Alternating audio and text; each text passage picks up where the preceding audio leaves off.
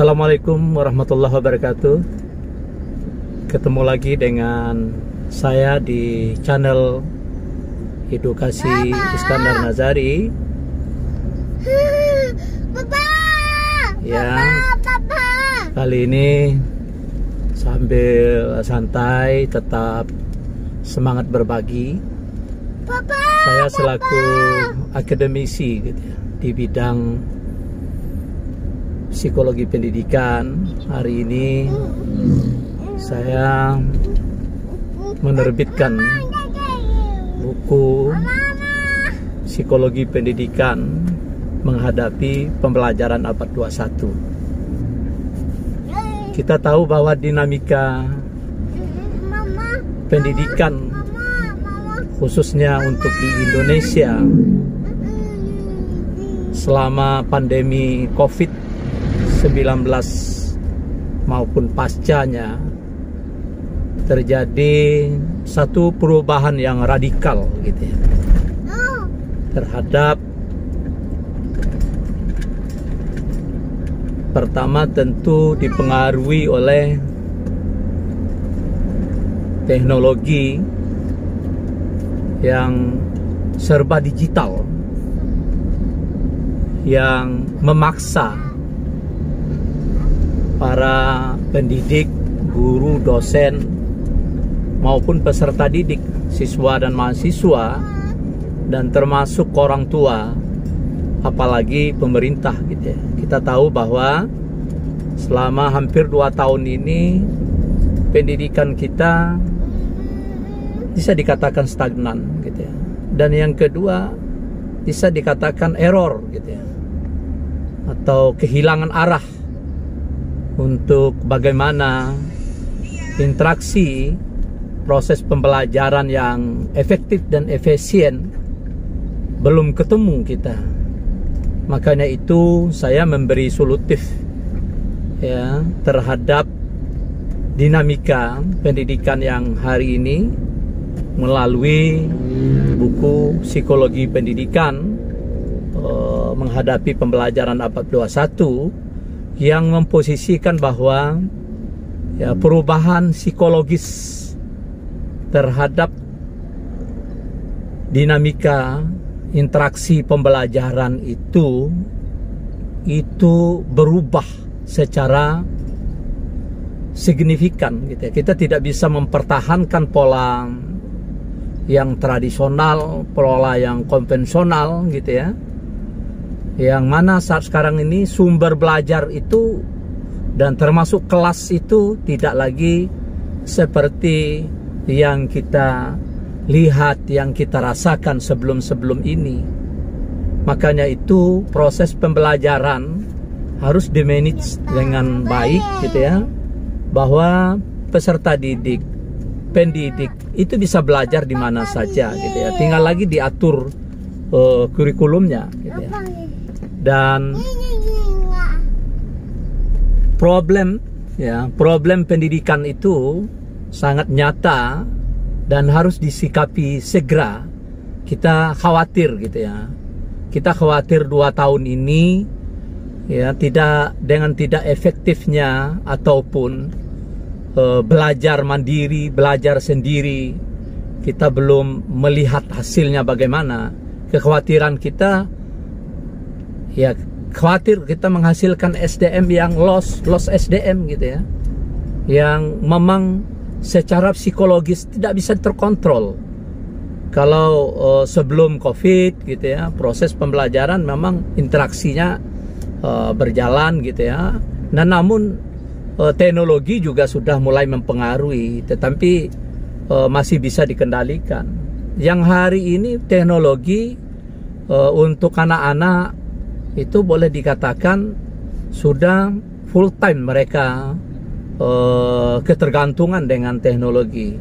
Dan juga label untuk peserta didik kita hari ini itu sudah menjadi generasi Z gitu ya, generasi yang digital, generasi yang tidak bisa lepas dari digital yang terkonek dengan internet gitu ya. Nah, pertanyaannya, kontribusi digitalisasi itu terhadap perubahan perilaku anak-anak itu, ya, itu bisa kita lihat besar positifnya atau negatifnya.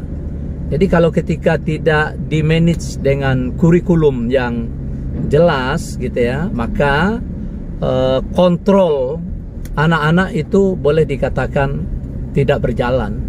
Jadi sehingga ini mengakibatkan ya perilaku anak-anak itu bias gitu ya terhadap tujuan dari pendidikan itu sendiri. Makanya itu ini yang menjadi pertanyaan besar yang harus segera kita jawab supaya generasi kita hari ini itu memang generasi yang bisa mencapai tujuan pendidikan yang sudah ditetapkan.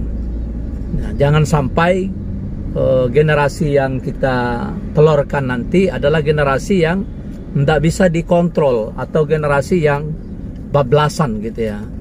Jadi kenapa? Karena pola komunikasinya atau pola interaksinya dan pola mereka untuk menguasai materi ajar itu juga sudah berubah. Peran guru pada posisi ini juga tentu harus menyesuaikan gitu ya. Jadi adaptatif itu menjadi kunci utama.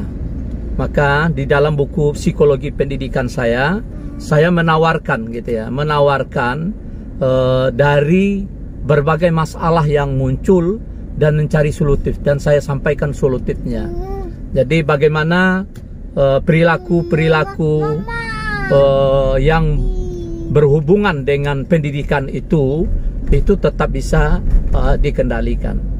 Ya, terutama misalnya dari konsep kecerdasan gitu ya. Dari kecerdasan kita tahu bahwa kemampuan kecerdasan anak itu tetap juga harus menjadi modal utama, dan kemampuan berpikirnya, dan tentu harus diikuti tren atau perkembangan yang saat sekarang ini. Model pembelajarannya bagaimana, selanjutnya pola pengelolaan kelasnya bagaimana. Yang hari ini kelas itu ya tidak saja gitu yang kita kenal dengan kelas yang secara fisik. Sementara untuk 2 tahun ini orang sudah mengenal dengan kelas maya, kelas ya digital gitu ya, atau kelas online, dan itu ternyata bisa berjalan. Nah, apakah efektif atau tidak gitu ya, ya itu tergantung dengan kebiasaan atau pembiasaannya. Dan tentu pertanyaannya, apakah guru kita hari ini, ya dosen kita hari ini, peserta didik siswa atau mahasiswa kita hari ini sudah siap dengan pola yang seperti itu? Ya, pertanyaan ini tentu harus kita jawab secara komprehensif gitu ya. Secara singkat ya jawabannya siap dengan tidak siap ya harus siap. Harus dipaksa gitu ya. Kalau tidak ya berarti interaksi pembelajarannya tidak berjalan. Makanya itu inisiatif dari para pendidik kita itu sangat dibutuhkan gitu ya, terhadap menyelamatkan proses ya, karena pendidikan itu yang utama itu proses gitu ya.